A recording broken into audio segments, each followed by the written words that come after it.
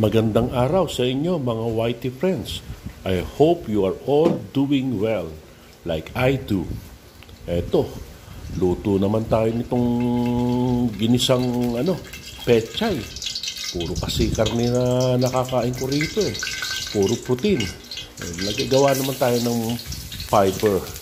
Luto naman tayo ng mga fiber enriched.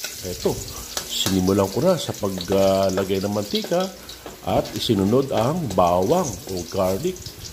Gisa-gisa po natin to, halu-haluin at isunod naman natin tong sibuyas.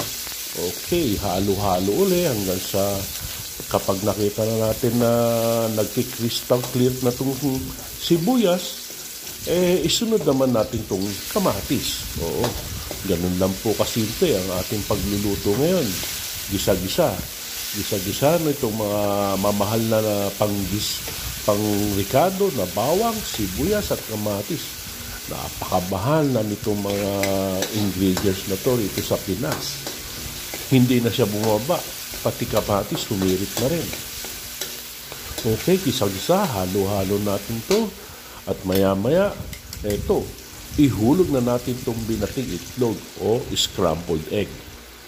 Okay, medyo luto-lutuin muna natin siya para hindi masyado durog.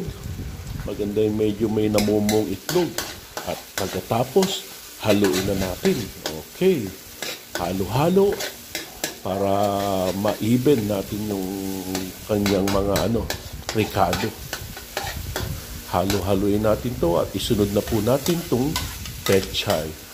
Green leafy vegetable na pechay. Oo. Maganda to sa ating katawan.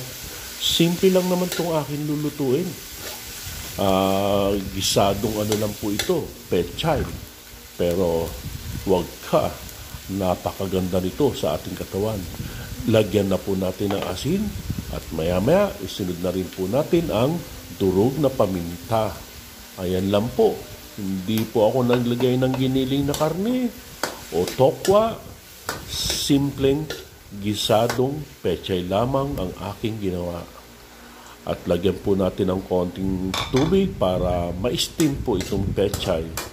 Haluin lang po natin to para ma-even yung pagkaluto ng gulay. Ayan, medyo luto na itong ating ginisang pechay at atin na po itong hanguin. Ayan, o hindi po ba? Napakadali lang. At napakasarap at healthy nito. O, ayan na. Atin ang hinahango at tapos na. Yes! 5 ingredients lang ang ating ginamit dyan. Pechay, 4 na pirasong pechay, kamatis, 2 pirasong maliit, 1 sibuyas, 3 butil ng bawang at itlog.